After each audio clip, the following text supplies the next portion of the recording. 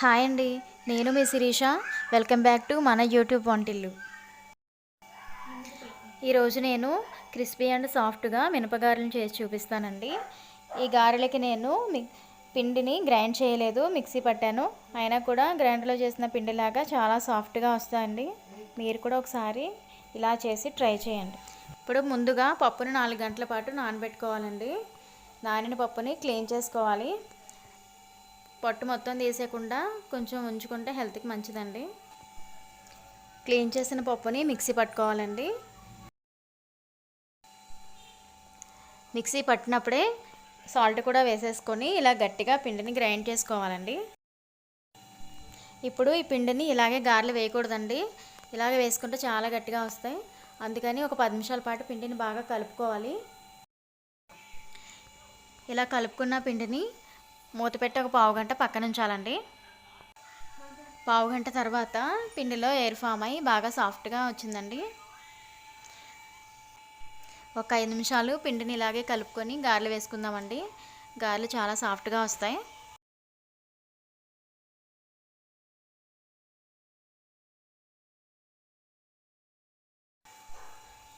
Stove వెలిగించి oil కడాయి పెట్టుకొని oil heat అవ్వనివ్వాలి. ఇప్పుడు పిండిని కొంచెం తీసుకొని గారెల్లా ఒత్తుకొని ఆయిల్లో వేసి డీప్ ఫ్రై చేసుకోవాలండి. ఆయిల్ హీట్ అయిందండి. ఇప్పుడు గారెలు వేసుకుందాం.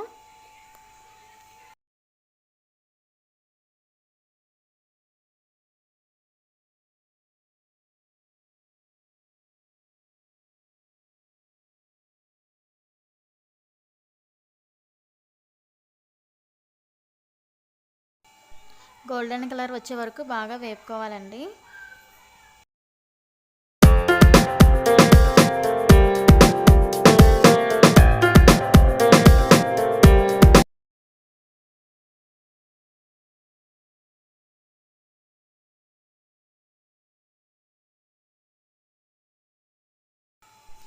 గారెలు వేగిపోయినాయండి. ఒక ప్లేట్లోకి తీసుకుందాం.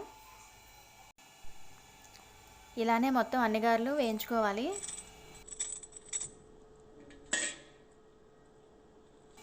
చూసారు కదండి, బయట క్రిస్పీగా లోపల సాఫ్ట్గా మినపగారెలు రెడీ అయిపోయినాయి. మీరు కూడా ఇలాగా పప్పుని గ్రైండర్ కాకుండా మిక్సీలో పట్టి ఒకసారి గారెలు వేసి చూడండి, మీకు కూడా బాగా వస్తాయి. ఈ వీడియో కనుక మీకు నచ్చినట్లయితే లైక్ చేసి షేర్ చేయండి. మన యూట్యూబ్ వంటిల్లు ఛానల్ని సబ్స్క్రైబ్ చేసుకోండి. అంతేనండి. రేపు మళ్ళీ ఇంకో కొత్త వీడియోతో కలుసుకుందాం. అంతవరకు బాయ్ అండి. Thank you for watching.